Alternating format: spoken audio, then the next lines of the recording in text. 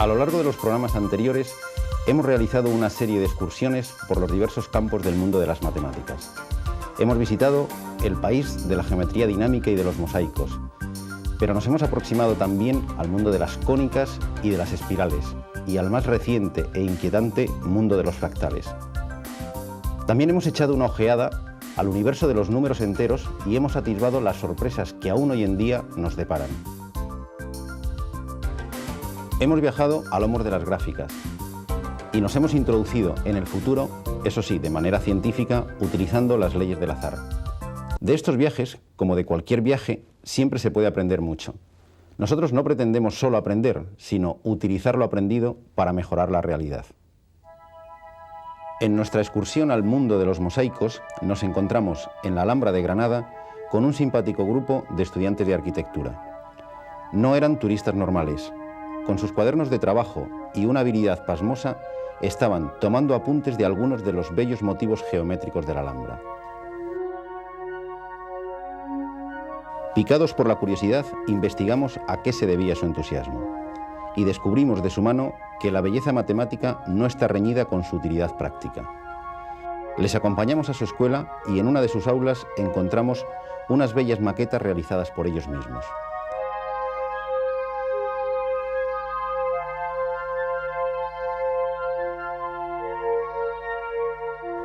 Pero dos de ellas nos llamaron poderosamente la atención. Nos recordaban a los mosaicos que tanto nos habían impresionado. La primera es el diseño de un colegio, pero de un colegio muy especial. Su estructura está basada en uno de los 17 grupos cristalográficos del plano, el grupo P31M. Este grupo tiene una rotación de orden 3 y una reflexión. Un grupo de alumnos había utilizado estas propiedades geométricas para aplicarlas al diseño de una estructura formada por 3 alas que convergen en el cuerpo central, cuya planta es exactamente este grupo cristalográfico. Nuestro proyecto se basa en un trabajo preliminar en la Alhambra, que hemos tomado apuntes a lápiz de los distintos alicatados del Patio de los Leones. Este en particular es un polígono orientado que hemos encontrado en la Puerta del Vino. Se trata de un triquetrum y a raíz de una serie de evoluciones hemos conseguido lo que será la planta de la escalera que va a articular todo el conjunto de la escuela, ¿no? Al ser un polígono orientado, pues la ventaja que tiene al aplicar una arquitectura es que nos organiza muy bien la circulación de la gente que tenga que trabajar ahí.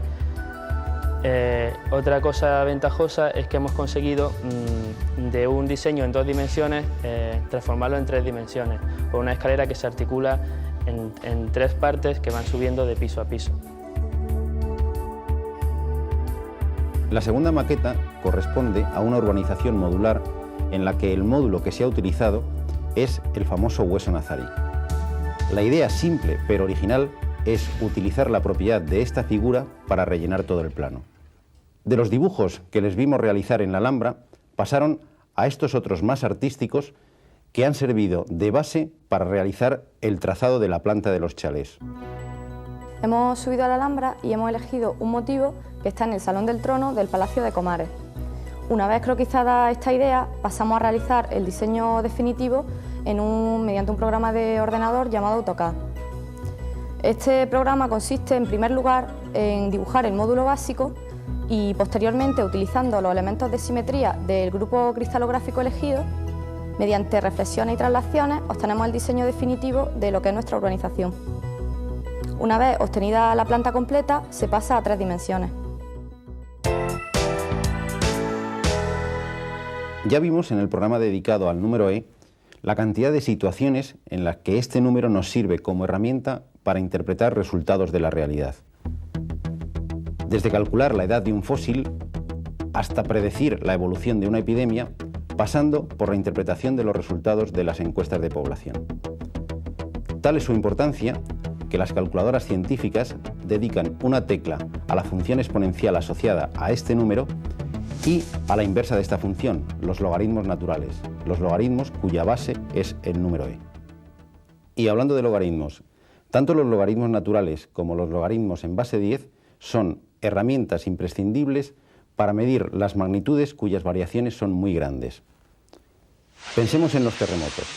Por desgracia, son frecuentes las imágenes de los efectos devastadores de seísmos en cualquier parte del mundo. En la primavera del 96, uno de baja magnitud se produjo en nuestro país, en la provincia de Jaén. Sus efectos se percibieron en Madrid. Aunque ahora es frecuente escuchar informaciones que atribuyen a cada seísmo un número para indicar su magnitud, hasta principios de este siglo los terremotos se medían por los efectos devastadores que causaban. Este criterio no es muy preciso. El terremoto más devastador ha sido el de la ciudad china de Tanshan en el verano de 1976, que causó más de medio millón de muertos. Su magnitud fue de 7,9 en la escala de Richter. Sin embargo, no ha sido el de mayor intensidad. Se calcula que el famoso terremoto de San Francisco de 1906 alcanzó una magnitud de 8,2 en esta escala. España es un país con poca actividad sísmica, salvo la región andaluza. Precisamente en Andalucía, en el siglo pasado, en 1884, tuvo lugar el seísmo de más intensidad registrado en nuestro país. Su epicentro estuvo situado en Granada. Destruyó miles de casas y causó más de 700 muertos. Sin embargo, su magnitud en la escala de Richter fue de 6,7.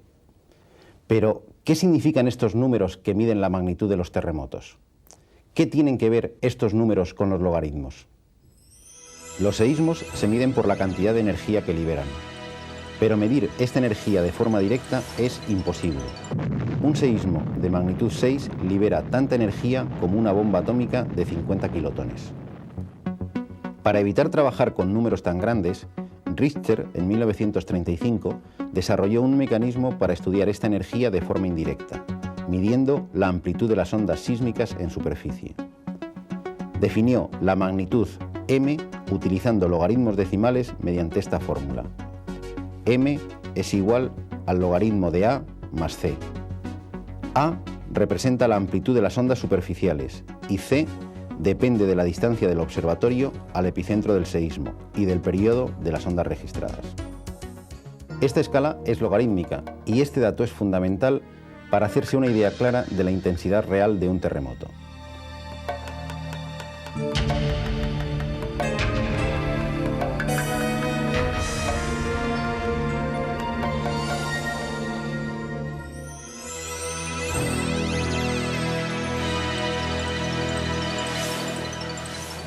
Para comprenderlo, basta saber que el logaritmo de 10 es 1, el de 100 es 2 y el de 1000 es 3. Es decir, un salto de una unidad en la escala logarítmica equivale en la realidad a un salto de 10 veces.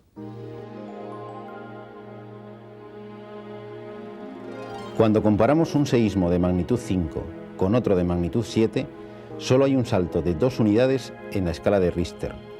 Pero en la realidad, el segundo es exactamente 100 veces más intenso que el primero. La energía que ha liberado equivale a 100 terremotos similares al primero actuando simultáneamente.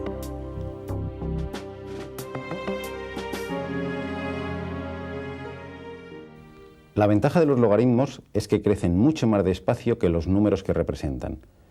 Por eso constituyen la escala adecuada para representar magnitudes cuyo rango de variación es enorme. No solo la magnitud de los terremotos se mide utilizando escalas logarítmicas. El brillo de las estrellas se mide utilizando una escala logarítmica descendente de base 2,52. Cada 5 saltos en esta escala de magnitud equivalen a un aumento en el brillo de 100 veces. Sirio, la estrella más brillante, tiene una magnitud de menos 1,6. La estrella polar, en cambio, brilla con una magnitud de 2,1. Esto significa que Sirio, visto desde la Tierra, brilla unas 30 veces más que la estrella polar. Una de las preocupaciones en las grandes ciudades a finales del siglo XX es el nivel de ruido, lo que se ha dado en llamar contaminación acústica. El término decibelio se ha hecho tristemente famoso entre nosotros.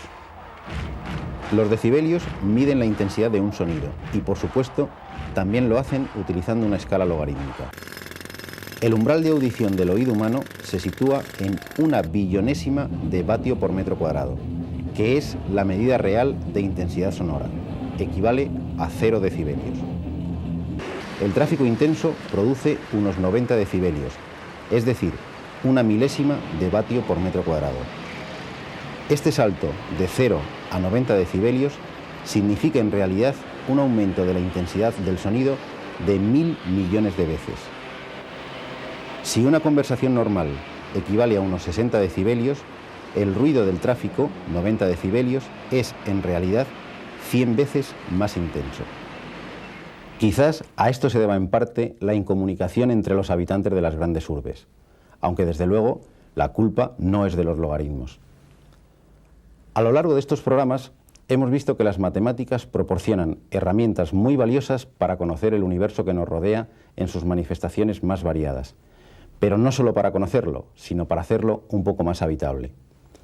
Espero que hayamos contribuido a hacer cierta la frase de Sir Francis Bacon: la historia hace ilustrado al hombre, la poesía ingenioso, las matemáticas sutil.